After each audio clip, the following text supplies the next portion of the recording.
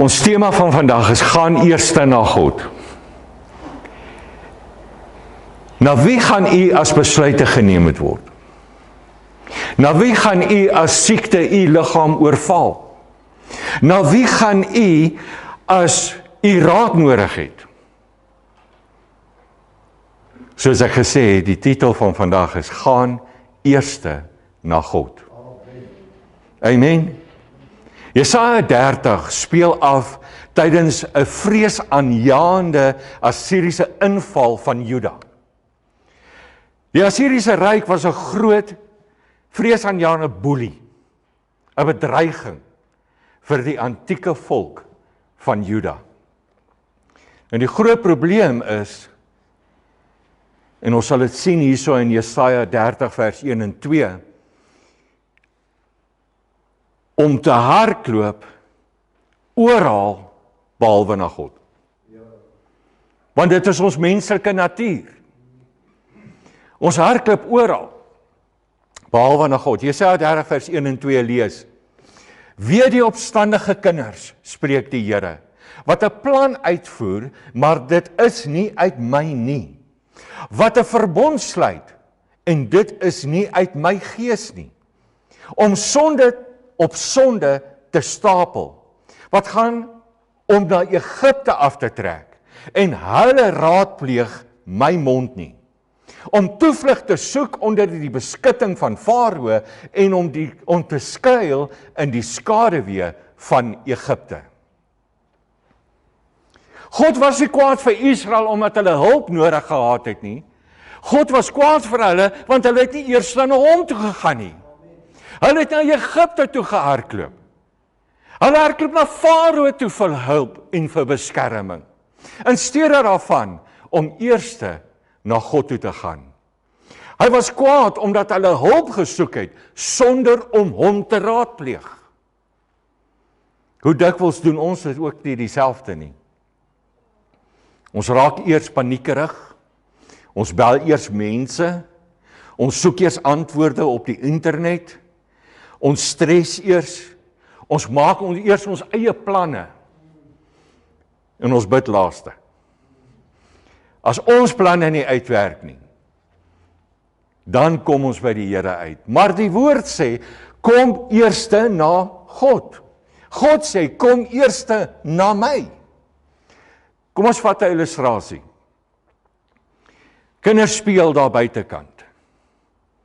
Boetie maak ongelukkig vir sussie seer. Na wie toe hardloop sussie eerste? Na mamma en pappa toe. Nou, hoekom doen ons dit as Christene, as kinders van die Here? Hoekom doen ons dit nie? Gistermiddag toe ek en pastoor sou praat, sê ek ja, dat ek sit in die bad en ek bepeins die hele tyd hierdie woord, en soos wat ek hierdie woord bepeins, gaan ek 'n stelling maak wat by my opgekom het, terwyl ek daar sit, en ek glo dit is die Heilige Gees wat met my gespreek het. As die wêreld weet, die wêreldling, die sondaar, die verlore siel, die een wie God glad nie aanbid nie, as hy weet, as sy weet, om na God toe te gaan. Nog nie omdraai en sê, maar waar gaan hulle na God toe? Jy sien dit in al die Amerikaanse films. Hulle weet as daar iets drasties gebeur, is die eerste ding wat hulle sê, oh my God. As hulle iets ervaar wat goed is, wat lekker is, dan sê hulle, oh my God. Nou, ek weet nie of hulle praat van dieselfde God nie, maar ek weet, op die einde van die dag, as die wêreld daardie uitdrukking kan gee, dat hulle weet, hulle moet na iemand toe hardloop, al doen hulle dit nie waaragtig nie, waarom doen ons dit nie? Waarom wil ons eers paniekerig raak? Waarom wil ons eers na die mens toe hardloop? Waarom hardloop ons na Google toe? Volgens Google moet ek al oorlede wees. Al soveel goed fout met my liggaam, dat ek moet nie eers meer lewe nie. Dis wat internet vir jou gaan sê. Maar wat sê God van jou? Die Here sê vir jou, kom eerste na my toe. God se uitnodiging is, keer terug in rus. Nou Oom het nie vermoede geweet wat ek gaan preek nie. Maar almal wat in die bidkamer was, weet presies wat die oom gebid het, weet presies wat oom Robbie vir Ellen gesê het, en sal dan bevestiging kry deur hierdie preek.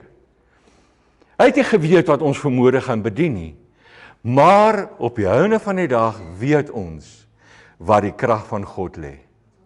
Amen, Jesaja 30 vers 15. Want so sê die Here, die Heilige van Israel, in terugkeer en rus lê julle heil. Die woord terugkeer beteken beskerming, beteken bekering. Die woord terugkeer is om terug te draai, om weer met God reg te kom, om weer met God reg te maak, om terug te draai na die krag van God toe. Soms is die antwoord op ons krisis nie meer inspanning nie, nie beter kontrakte nie, nie meer geld nie. Soms is die antwoord net keer terug na God. Soms is die antwoord net rus beteken nie jy doen niks nie. Die antwoord rus beteken jy laat nie toe dat vrees jou oorheers nie. Dat vrees jou heers in jou denke nie. Jesus het gesê in Matteus 11:28, kom na my toe, almal wat vermoeid en belas is, en ek sal julle rus gee. Jy kan angstigheid dra, maar jy moet eerder geloof dra. Verlede week het ons gehoor hoe pastoor gepraat het van hierdie skild van geloof, wat ons in die water, die woord van God moet indeurdrenk, en ons moet hom oplig as daardie vurige pyle kom, want daardie skild blus die vurige pyle. Waar kry ons daardie geloof? Ons kry daardie geloof net in God. Ons kry daardie geloof net in Jesus. Ons kry daardie geloof net om terug te keer in die rus van die Here. Die tweede gedeelte van hierdie vers. In stilte voor God bring krag. Jesaja 30:15b.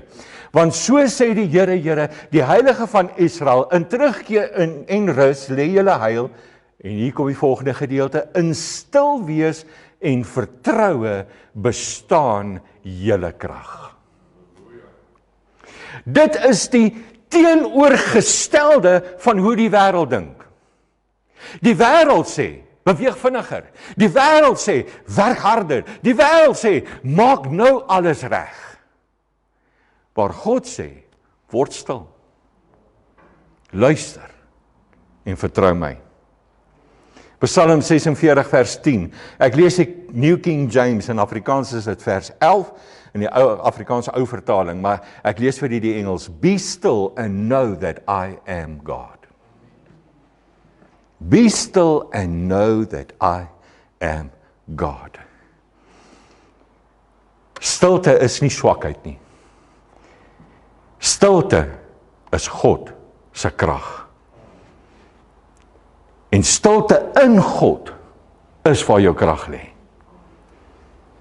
Kom ons vat koning Josafat. Toe die vyande Juda omsingel het, 2 Kronieke 20 vers 3. Het Josafat bevrees geword en sy aangesig daarop gerig om die Here te soek. Let op, hy was bang. Hy was angstig. Maar waar het hy gegaan? Eers na God toe. Hy het gaan lê voor die Here en hy het gesê, Here, hierdie vyand is besig om dit moeilik vir my te maak. Hy het God geraadpleeg. Hy het eers die antwoord by God gaan soek en die resultaat lees ons in 2 Kronieke 22 vers 17. Julle hoef nie daarby nie te veg nie. Staan gereed, bly staan en aanskou die redding van die Here by julle. U sien, toe hy by die Here gebly het die Here gesê, ek sal vir jou veg. Toe hy by die Here gebly het, toe sê die Here, ek sal vir jou die verlossing bring. Ek sal vir jou die antwoord gee. Waarvoor het jy hierdie week gebid? Wat 'n benoudheid het jy hierdie week gehad? Dan kan jy omdraai en sê, toe ek na God toe gegaan het, toe het ek my stilte gekry, my antwoord gekry, my rus gekry. Toe ek terugkeer na God toe gee hy vir my rus. Hy gee vir my heil. Hy gee vir my vrede. Kom ons kyk na Bybelse voorbeelde. Dawid by Siklag. 1 Samuel 30 vers 1 en 2 sê, en toe Dawid met sy manne die 3de dag by Siklag aankom, het die Amalekiete 'n inval gedoen in die Suidland en in Siklag. En hulle het Siklag verslaan en dit met vuur verbrand. En hulle het die vroue en almal wat daarin was, gevange weggevoer, van die kleinste af tot die grootste toe. Hulle het niemand gedood nie, maar hulle weggevoer en verder gegaan. Alles is gesteel. Alles is weg. Die manne wou Dawid stenig. Hulle was kwaad vir hom. Wat doen Dawid? En Dawid het dit baie benoud gehad, want die manskappe het gepraat om hom te stenig, want die siel van al die manskappe was verbitterd. Elkeen oor sy seuns en sy dogters. Maar Dawid het homself versterk in die Here sy God.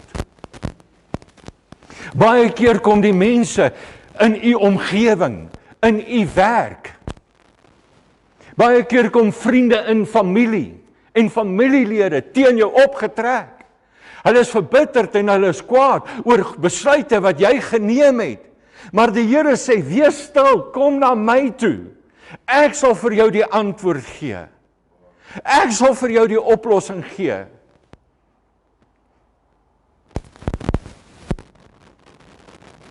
Voor strategie het hy God gesoek.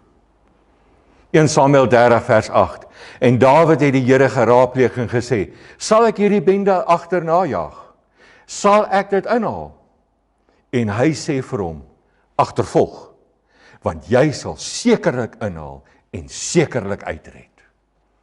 Toe hy daai antwoord kry, toe weet hy kan optrek, toe weet hy kan daai familielede gaan haal, hulle kan die vrouens gaan haal, hulle kan die kinders gaan haal, en alles wat gesteel is, sal hulle terugkry.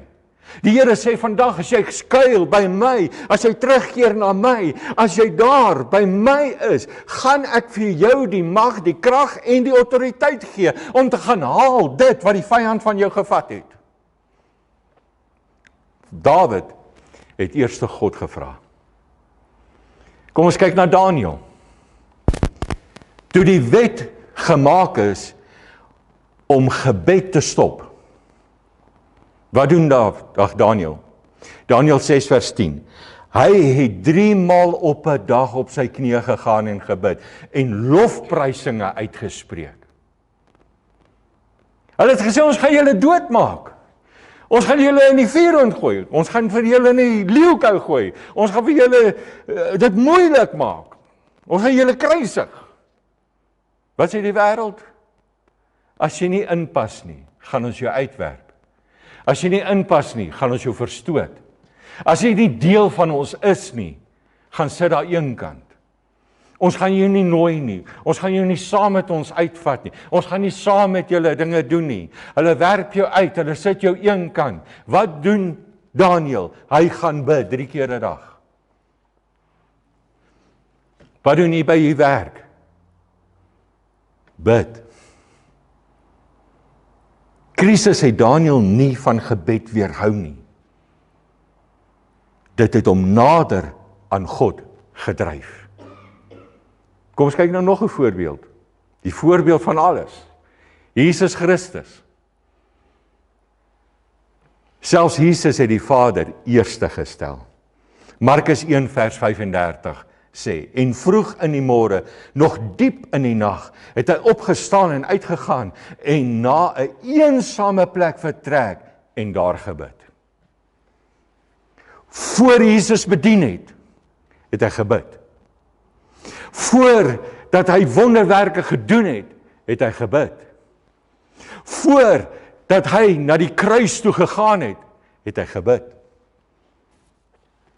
As Jesus eers na die Vader gegaan het, hoeveel te meer moet ons dan ook nie? Maar kom ons vra onsself die vraag af. Hoekom gaan ons nie eerste na God toe nie? Is dit dalk trots? Ek kan dit self hanteer. Spreuke 3 vers 5 sê, vertrou op die Here met jou hele hart en steun nie op jou eie insig nie. Is dit dalk vrees? Wat as God my nie antwoord nie? Is dit dalk ongeduld? Ons wil 'n onmiddellike oplossing hê, maar geloof wag op God. Ek verstout myself altyd en sê, ons moderne mens het 'n knoppie mens geword. Ons druk allerlei knoppies.